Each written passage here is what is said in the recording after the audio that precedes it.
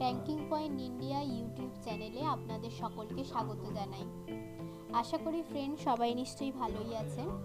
তো আজকের আমি আপনাদের সামনে যে ভিডিওটা নিয়ে আসতে চলেছি সেটা হচ্ছে ব্যাংকিং পয়েন্ট ইন্ডিয়া আমাদের জন্য কি কি ডিজিটাল সার্ভিস এনেছে এবং ব্যাংকিং পয়েন্ট ইন্ডিয়ার ওয়েবসাইট দিয়ে আমরা কি করে কাজ করতে পারবো সেই নিয়ে আজকে আমার এই ভিডিও।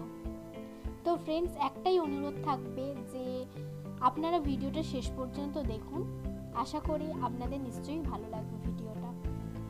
তো ব্যাংকিং পয়েন্ট ইন্ডিয়ার ওয়েবসাইটে যেতে গেলে ফ্রেন্ডস ফার্স্টে আমাদের যে কোনো একটা ব্রাউজার চুজ করে নিতে হবে। তো এক্ষেত্রে আমি গুগল ক্রোমটাই চুজ করে নিলাম। তো যে কোনো ব্রাউজার আপনি ওপেন করার পর সেখানে bankingpointindia.com বলে সার্চ করবেন। ভালো করে ফ্রেন্ডস দেখে নিন, bankingpointindia.com এটা বলে সার্চ করলে আমাদের ফার্স্টে হোম পেজ ওপেন হয়ে যাবে। তো এই পেজে দেখে নেওয়া যাক, একটু হোম পেজের সাথে আপনাদেরকে পরিচয় করিয়ে দিই।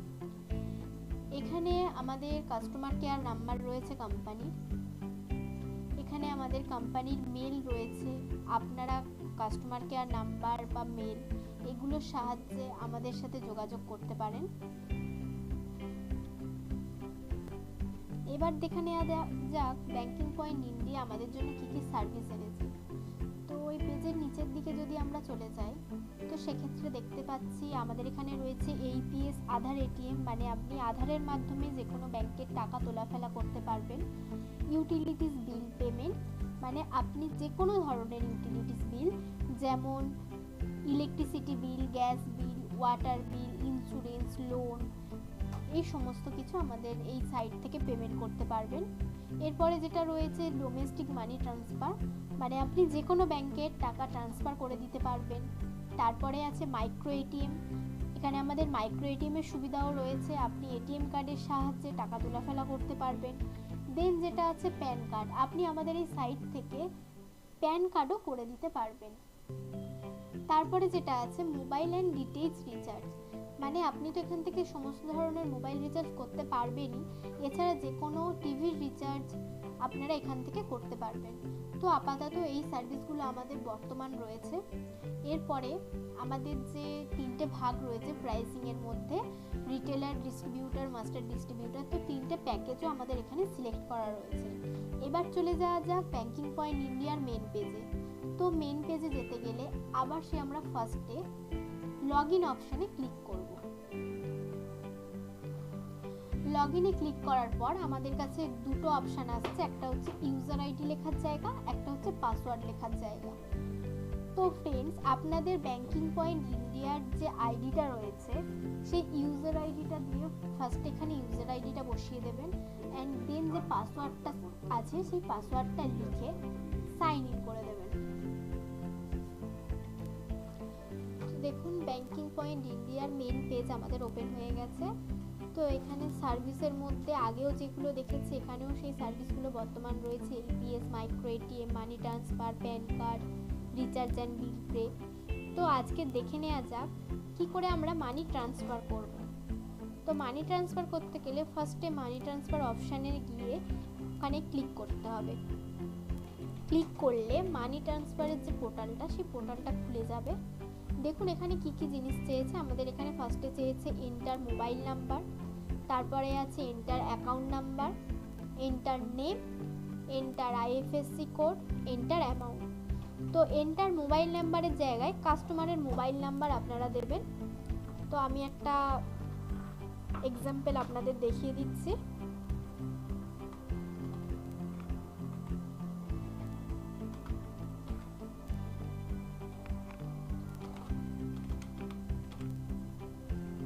মোবাইল নাম্বার এন্ট্রি হয়ে গেছে, তারপরে আছে অ্যাকাউন্ট নাম্বার।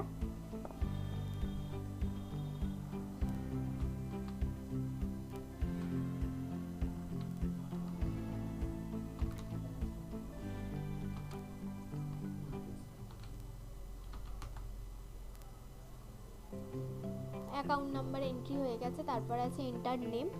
আপনাদের ব্যাংকের বইয়ে যে নামটা রয়েছে সেই নামটাই ঠিক করে টাইপ করে দেবেন।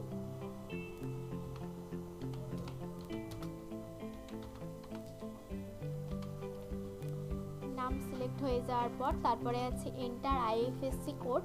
আপনাদের ব্যাংকের অ্যাকাউন্ট বই প্রত্যেকেই আইএফএসসি কোড পেয়ে যাবেন।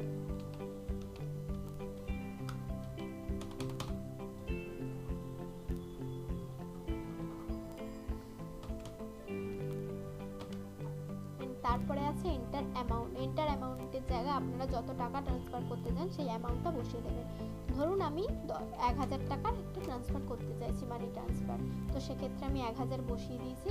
দেখে নিন এগুলো সবগুলোই আমি ঠিকভাবে ফিল আপ করেছি। আপনারাও যখন মানি ট্রান্সফার করবেন বা যে কোনো কাজের ক্ষেত্রে এইগুলো যেন ঠিক করে ফিল আপ করা হয় সেদিকে নজর রেখে দেবেন। অ্যান্ড সবগুলো ফিল আপ হয়ে যাওয়ার পরে এখানে যে সাবমিট বলে অপশানটা দেখতে পাচ্ছেন, এই সাবমিটে ক্লিক করে দিলেই কিন্তু আমাদের মানিটা ট্রান্সফার হয়ে যাবে। যেহেতু আমি অ্যাজ এ এক্সাম্পল এটা আপনাকে দেখালাম, তো সেহেতু আমি সাবমিট অপশানে ক্লিক করলাম না। তো সাবমিট এখানে মারলেই এটা আপনার এখানে দেখিয়ে দেবে ট্রানজাকশন সাকসেসফুলি লেখা দেখিয়ে দেবে, এটা ট্রান্সফারটা সাকসেস হয়ে যাবে। তো তারপরে আপনারা কি করে কাস্টমারকে বিল দেবেন, তো সেক্ষেত্রে এখানে দেখুন রিপোর্টস বলে একটা অপশান আছে। এই যে রিপোর্টস বলে এই যে অপশানটা আছে, এই রিপোর্টস অপশানে ক্লিক করলে আপনাদের ট্রানজাকশনটা ফার্স্টে দেখিয়ে দেবে। এইরকম এই ডেসক্রিপশনের জায়গায় আপনার ট্রানজাকশনটা দেখিয়ে দেবে যে ট্রানজাকশনটা আপনার হয়েছে। তো আমি আগে অনেক ট্রানজাকশন হয়েছে, তো তার মধ্যে থেকে একটার এক্সাম্পল আমি দেখিয়ে দিচ্ছি। যেমন এইটা দেখুন, এখানে রয়েছে এই যে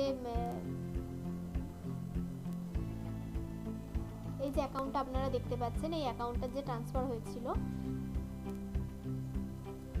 দেখুন এখানে আইএফএসসি কোড দেওয়া আছে, এখানে অ্যাকাউন্ট নাম্বার দেওয়া আছে, এই ব্যক্তির অ্যাকাউন্টে ট্রান্সফারটা হয়েছিল, 100 টাকা অ্যামাউন্টও দেওয়া রয়েছে। তো দেখুন এখানে স্ট্যাটাস দেখিয়ে দিয়েছে সাকসেস, তার মানে আমার যে ট্রানজাকশনটা সেটা আমার সাকসেসফুলি হয়ে গেছে। অ্যান্ড আমি এর রিসিপ্টটা যখন বের করতে যাব, তখন এই অ্যাকশন বলে এই যে অপশানটা আপনারা দেখতে পাচ্ছেন,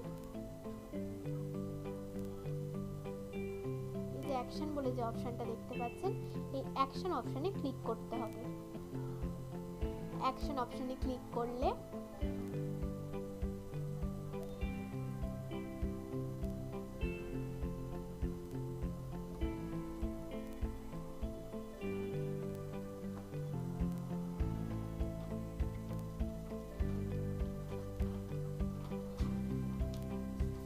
দেখুন আমাদের অ্যাকশন অপশানে ক্লিক করার পর আমাদের যে আসল বিলটা দরকার, ট্রানজাকশন যে রিপোর্টটা, সেটা আমাদের চলে এসছে। এখানে দেখুন এখানে লেখা আছে বিসি নেম, দেন পেয়ে যাচ্ছেন বিসি অ্যাড্রেস, তারপরে সার্ভিস মানে আমাদের এটা রেমিটেন্স হয়েছে সেই রেমিটেন্স লেখা পেয়ে যাচ্ছেন, অ্যাকাউন্ট হোল্ডারের নেম রয়েছে, তার মোবাইল নাম্বার রয়েছে,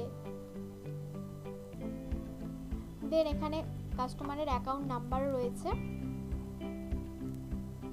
বিলের মধ্যে আপনারা কিন্তু সমস্ত কিছুই পেয়ে যাচ্ছেন, আইএফএসসি কোড রয়েছে, ট্রানজাকশন অ্যামাউন্ট রয়েছে মানে আমার কত টাকা ট্রান্সফার করেছি সেই অ্যামাউন্ট, অ্যান্ড তারপরে যেটা আছে সিসিএফ মানে কাস্টমার কনভেন্স চার্জ। এই কাস্টমার কনভেন্স চার্জ আপনি যত টাকা ট্রান্সফার করছেন তার 1%, অ্যান্ড সেই 1%-এর মধ্যে কিছুটা থাকে আপনাদের কমিশন। সেখানে সিসিএফ চার্জটাও উল্লেখ থাকবে, অ্যান্ড অর্ডার আইডি থাকবে, অ্যান্ড দেন শেষে স্ট্যাটাস সাকসেস, এটা কিন্তু পুরোপুরি দেখিয়ে দিচ্ছে। তো আমাদের এখানে প্রয়োজনীয় যা যা তথ্য ছিল সবই কিন্তু আমরা বিলের মধ্যে পেয়ে যাচ্ছি। এই ছিল আজকের আমার ভিডিও, যে আপনারা কি করে ব্যাংকিং পয়েন্ট ইন্ডিয়ার ওয়েবসাইট থেকে রেমিটেন্স করবেন। তো পরবর্তীকালে আমাদের যা যা সার্ভিস আছে সব কিছুর উপরে আমরা ভিডিও আপলোড করব। তো আজকের মতো এই পর্যন্তই। ভালো লাগলে একটা লাইক করবেন।